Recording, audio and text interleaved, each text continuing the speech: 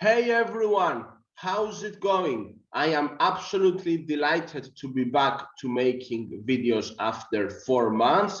And in this video, I will be showing you how to win with black with the Nimzo-Indian Defense with a tricky sideline on move 4. So what I like the most about the Nimzo-Indian Defense is that it has been a choice of almost all the world champions. It's got a very good reputation until today. It has stood the test of time because Bobby Fischer, he employed it. Karpov, he employed it. So did Kasparov. Then Kramnik, definitely. He's very famous for using the Nimzo-Indian. After Kramnik, it was Anand. He used it, and so did Magnus Carlsen. So it's the choice of world champions, and I want to play openings myself that have a very good reputation and that have stood the test of time. And definitely the Nimzo-Indian has stood the test of time. So I will be showing to you how you can win with it with a nasty opening trap straight from move 4 with a tricky sideline. And what I like about sidelines is that your opponent is likely to be caught off guard. And I really believe in deviating as quickly as possible and in surprising your opponent. I believe a lot in the surprise value. So if you are a competitive chess player like myself and you want to fund your chess progress, you have big dreams in chess just like I do, then you might be interested in starting a side hustle to earn an extra income online. If that's the case, go to the link in the description, insert your name and email, and watch my free introductory training where you will learn the 3 secrets my mentors use to generate a consistent income online and how you can do it too, even if you have no previous experience. So without further ado, I'm going to be sharing my screen and I will be cracking on with the Nimzo-Indian. So sharing my screen, and here we are. 1 minute.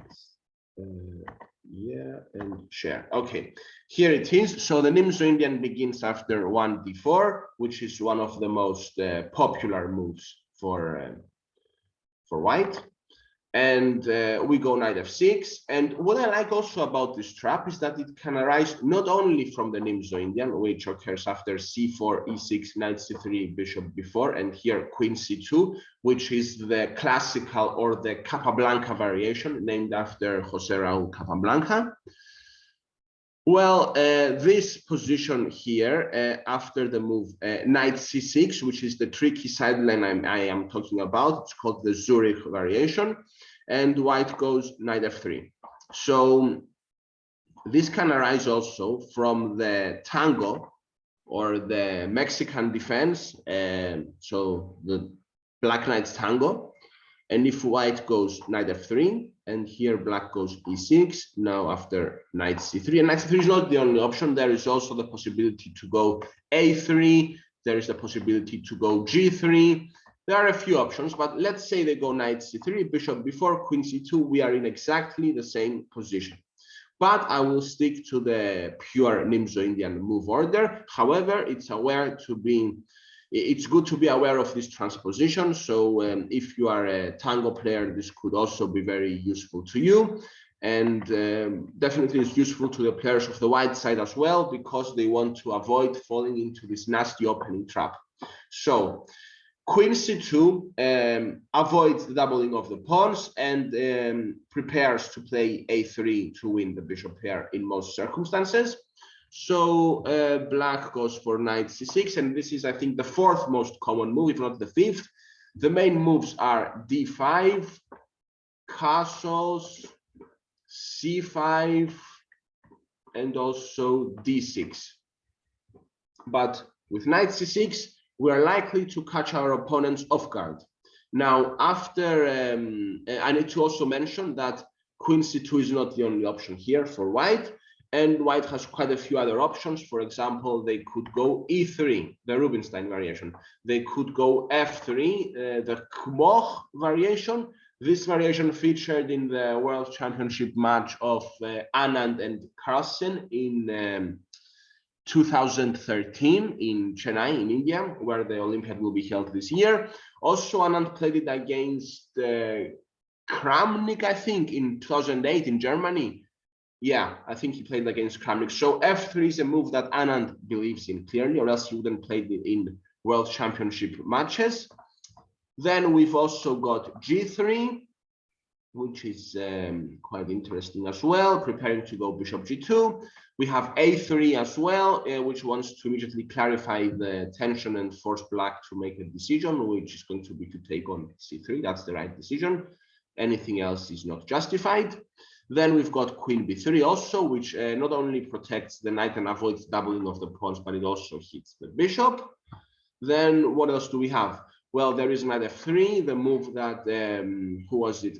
Kramnik used to beat Anand in 2008 in Germany, in the only game that he won. He lost with 3 wins for Anand and 1 for himself, which came from knight f3.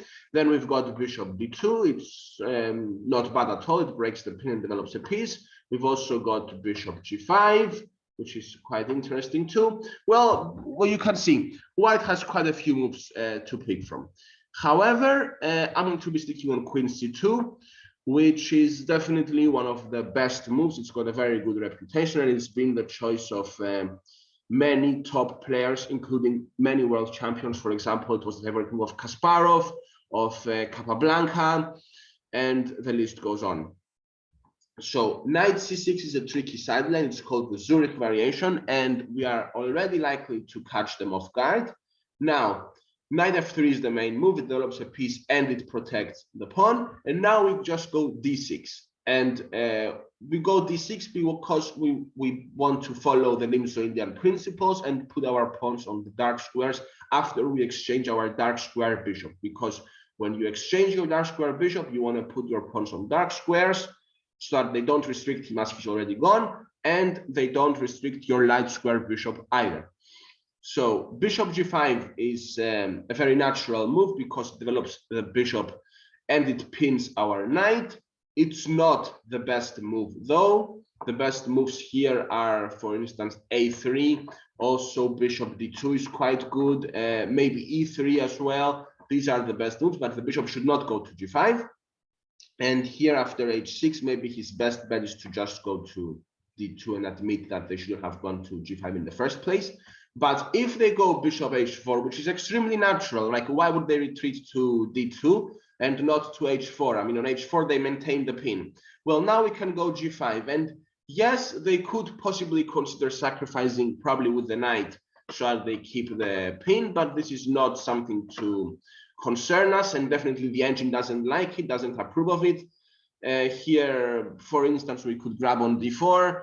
It's not good. So more often than not, they're not going to sacrifice a piece for nothing. So they're going to go back to g3. And now we get to illustrate our idea. And our idea is to go g4. And I've done this myself, this trap, against a candidate master in the Cyprus Blitz Championship in 2019. It was 5 minutes each. And I managed to win a pawn. So my opponent went for, I'm not sure if he went actually for knight h4 or for knight d2. Maybe he went for knight d2. It's irrelevant because in either case, I grabbed the pawn. So I followed the tactic of removing the defender. So I removed the knight on f3 from its square where it defends the pawn on d4. So I removed the defender of the pawn, and then I grabbed the pawn. And here I'm a clear pawn up with black. And I'm hitting also the white queen. Now my opponent went for the move queen a4, thinking it was good, but it's not. And here, no, you don't need to go knight c6 and defend the bishop. No, you haven't lost a piece. You can simply go for the move bishop d7. And of course, they cannot take on b4 because of knight c2, and we win the queen. This is another opening trap. So not only you win a pawn, but especially in a bullet game, for example, a 1 minute game, your opponent might grab the bishop and then you can win their queen, which will most likely lead to their resignation. So here, what does white need to do? White can give a check here, yes, but it only helps us because it develops our bishop. Now their best move is to go queen d1. Queen d1. So definitely this is not good for our opponents. And if they go, if they go, let's say after Here they go knight h4. Now we take again. It's the same story. Doesn't matter if the knight is on h4 or on d2 because we still take on d4. We hit the queen. Now if they go queen a4, bishop d7, same story. They cannot take because of knight c2. And if they go for queen d1, then after bishop d7, then plenty of good moves. We can simply go for e5. We could also consider taking on c3 and damaging their pawns.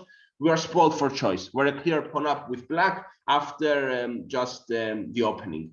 So this is a very nasty trap. However, I need to warn you that as you start playing with strong players, or if you get games in the database, your opponents will expect you to go fourth move knight c6, and knight c6 is not bad, but you need to be ready also for the best continuations from white, and certainly bishop g5 is not a good continuation. For example, I mean, I've spoken to strong players here, and they've told me that bishop g5, h6, bishop d2, claiming that h6 is a weakness, simply does not stand because h6 is not a weakness. It's a useful move. It controls the g5 square, and it's not a weakness. So yeah, you need to be ready for the main lines which arise after bishop d2 or after a3, and definitely there white is going to be pressing for an advantage, and a different game will arise. Certainly black is not going to win a pawn straight from the opening and get a winning position straight from the opening. So this is a very nasty and tricky trap. It's definitely worth knowing it if you're going to play this from the white side, and it's something that you can consider playing from the black side, knight c6 against the queen c2 Nimzo-Indian.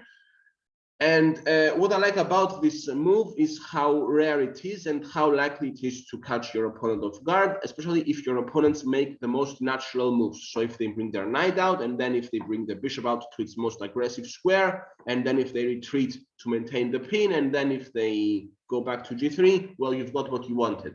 So natural moves from white do not always lead to the best outcome, and this is why it's so important to know the opening theory. Now, having said that, it's also important to know how to convert a position with an extra pawn from here with black, because in that blitz game, and yes, it was a blitz game, yes, it was against quite a strong player, he was a candidate master, but I failed to convert and I ended up making a draw. So it's good to know your openings. It's also good to know how to convert the advantage.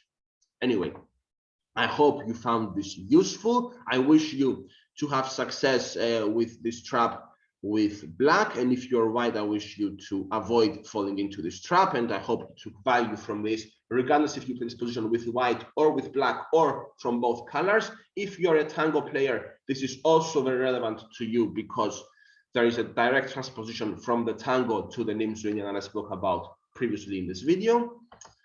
Now, I hope you enjoyed this video overall.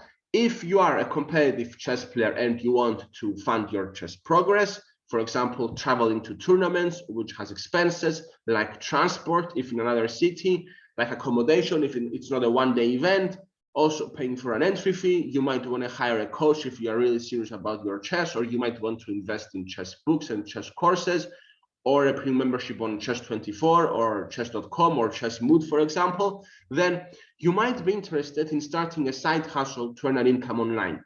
If that's the case, go to the link in the description, insert your name and email, and watch my free introductory training where you will learn the 3 secrets my mentors use to generate a consistent income online and how you can do it too, even if you have no previous experience or qualifications.